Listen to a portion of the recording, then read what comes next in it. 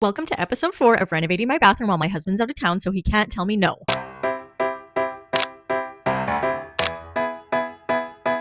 We're back. The mud has dried. It's been 24 hours. So now we are going to sand. This is the part I am pretty nervous for just because I want it to be perfect. Once I sand, if I still see ridges and stuff, I am going to go over with more mud. But yeah, you're trying to sand it down to make it look seamless, and it could be a while. It's going to get very messy before it starts getting better. So let's get started. As you know, I am not a professional, and these are the masks we have at home for doing yard work. So I threw one of these bad boys on just because when you sand, there's going to be so much debris coming off of the walls, and you don't want those particles from the mud getting into your lungs. Safety never takes a holiday. So yeah, make sure you put a mask on if you are doing this. And this is the kind of stuff I'm talking about that we're trying to sand down. Little marks like this that you're seeing, little indents. We need to smooth all of this out. When I started sanding in the bathroom, I made the decision to do it manually because I was afraid that if I took a palm sander to the freshly mudded space, that it would just completely get rid of all my hard work. I went in and my arms were killing me. So I ended up changing my strategy, which is totally fine. You just have to be so careful if you're using a battery powered tool for this, because like I said, if you go too hard on it,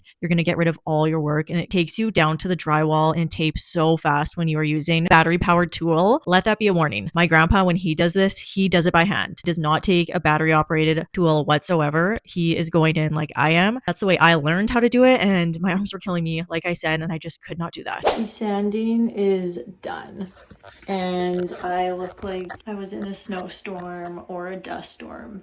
I am covered in dust. And doing it by hand was extremely hard, and I was so tired. So I ended up taking the palm sander, putting it on its lowest setting, and then going in with a 220 sandpaper. And it worked really well. You just have to be careful not to go over a spot for too long because it'll get rid of it. And then I went in with this little sander, and it worked really well to get all the grooves. So we're on track to finish this project very soon. Now that sanding is complete, I headed over to my paint store and grabbed some primer for the walls, and then I also chose the main paint color for the bathroom. There were a million options, and it was so hard to choose one. I cannot believe I got out of there within an hour. Okay, today is going to be an exciting day because we're going to see a ton of progress in this bathroom project. The plan today is to put some primer on the walls. So I'm going to remove all the trim we see here.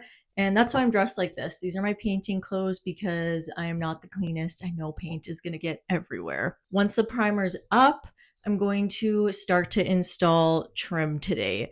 And the vision is really going to come to life, and I'm so excited. So I already removed some of the trim around the window just because I needed to get up there to sand and it was in the way. But I'm going to show you how to properly take off baseboards and trim so you do the least amount of damage. You're just taking an alpha knife and you are going in the crack of your baseboard where the caulking is. So doing this is going to let us pull it off a lot easier, and it's not going to tear apart any of the drywall, or at least it shouldn't. So going in, doing a nice line like that. We're just taking our pry bar and we are sticking it in here and gently tugging. And see, it's coming off really nicely because we cut that caulking. If you don't do that, you're going to see a lot more damage here. If you don't take your alpha knife and do a nice clean line around the trim, you will regret it because it is going to tear up drywall. The plan is to go in and cut everything. So that means doing the corners with a brush.